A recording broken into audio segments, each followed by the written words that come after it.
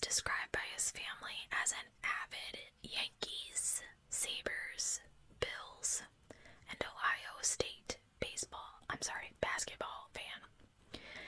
He married his high school sweetheart named Jill on July 31st, 2004, and they welcomed a daughter named Madison.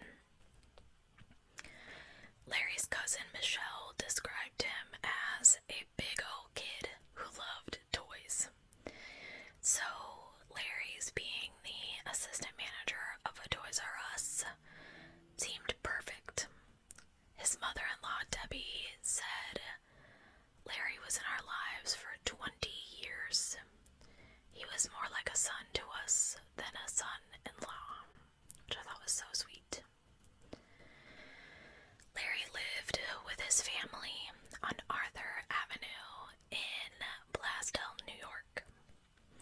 They were expecting their second daughter, who was due in December of 2013.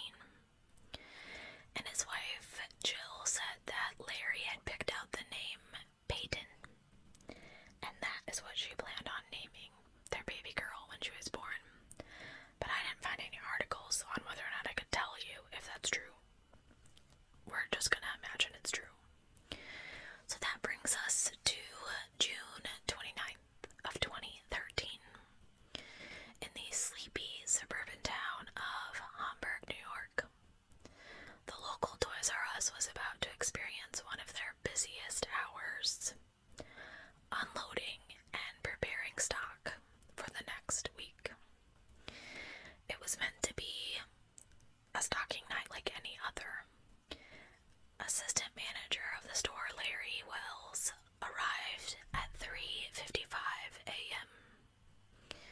He would open the doors early in the morning with his keys to let the other workers in. Obviously, he would lock the doors behind them because the Toys R Us wasn't yet open for business, and he didn't want members of the public just wandering about trying to buy toys while they were working in the back. At about 4:53 a.m., Anthony Armstrong, another employee of the Toys R Us, arrived at the front of the store to start his shift. He radioed Larry to let him in, which was the process for the morning shifts. The last person to arrive at the store that morning was a man named Richard Shepard, who arrived at just about 5 a.m. He also radioed Larry at the front of the store, but he didn't get any response. So Richard decides to walk around the side of the building after waiting a couple of minutes with no response, where he finds one of the doors to the Toys R Us open. And he's pretty surprised at this because all of the exterior doors should have been locked at that hour. He enters the shop and, after clocking in, goes right to stocking shelves with his fellow coworkers, Isaac and Cindy. Now, since this store was so large, each of these 4 employees, along with their manager Larry, could easily go hours without seeing one another as they stocked kind of these independent sections of the store, not shore. So, at around 5:45 a.m., when the alarm starts blaring across the store, it startles all of the workers and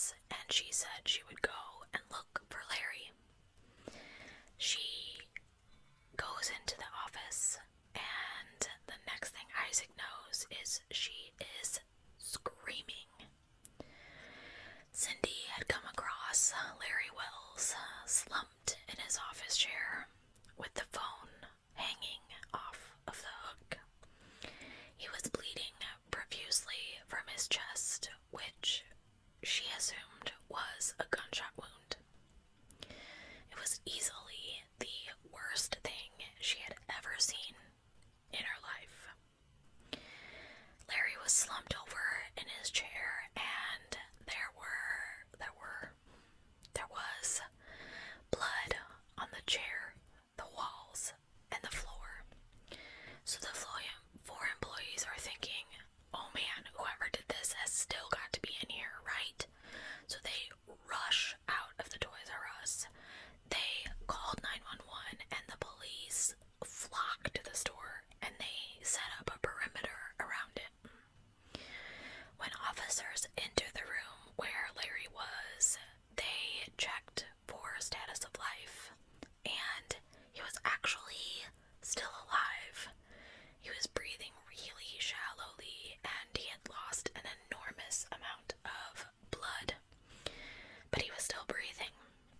However, after he was loaded into the ambulance on the trip to the hospital, he passed. His father said, I went to the hospital and found out he'd been stabbed at work. How can someone stab a person at work in a toy store? Why would anyone do that? Immediately, the remaining employees of the Toys R Us are considered suspects, of course, and they were all interviewed. The four employees present had a couple serious red flags that stood out to investigators. Apparently, Isaac was kind of nervous and shifty during the interviews. Richard had arrived late with no concrete alibi. Cindy had been the first to find Larry, and Anthony was the least cooperative of the group, refusing to answer any questions and acting extremely strangely.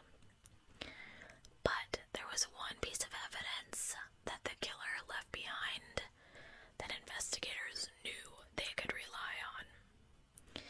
It was a 2007 University of Florida Gators hat.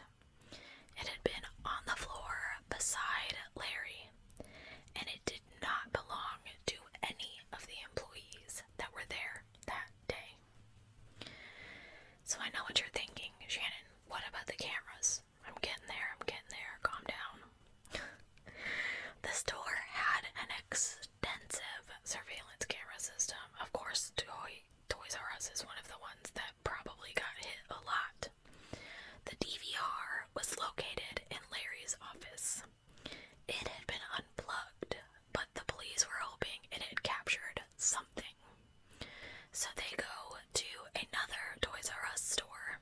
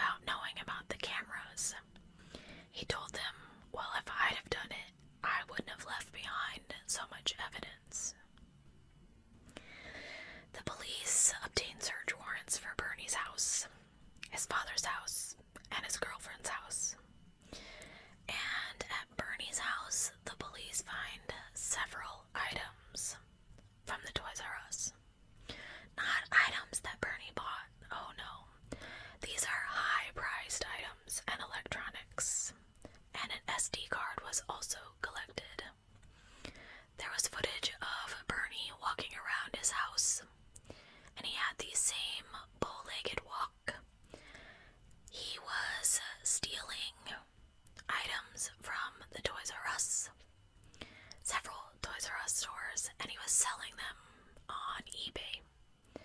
He used his job as loss prevention to cover it up. He did eventually tell police what happened in the Toys R Us that morning. He went to the store to rob the safe due to his mounting debt. He went into the manager's office and unplugged the DVR.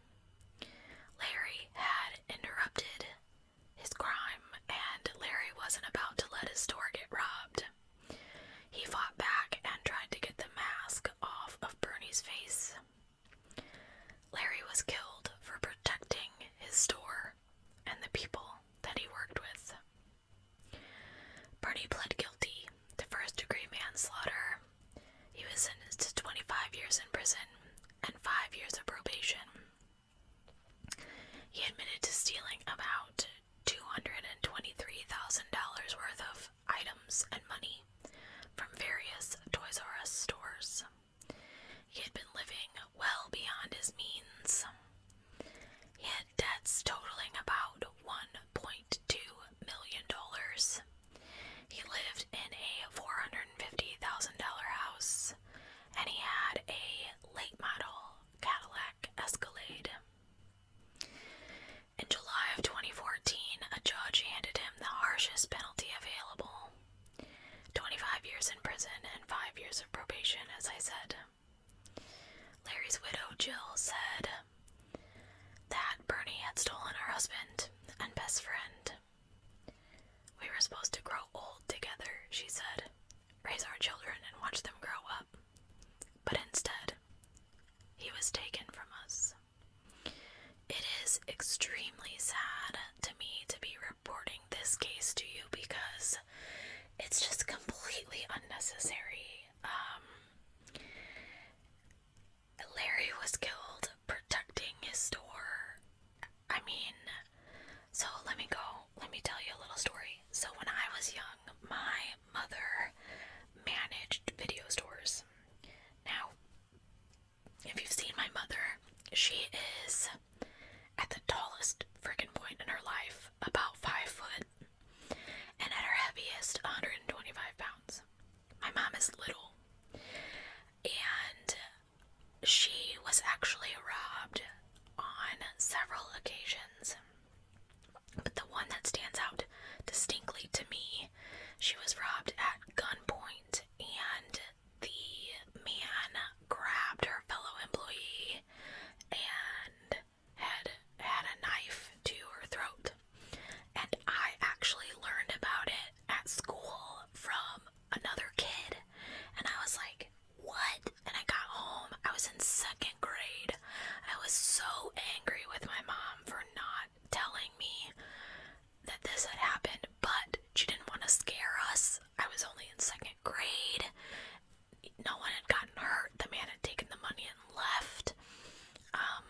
But I remember thinking, oh man, my mom totally would have jumped in front of any of her employees to protect them, because my mom was just that type of person.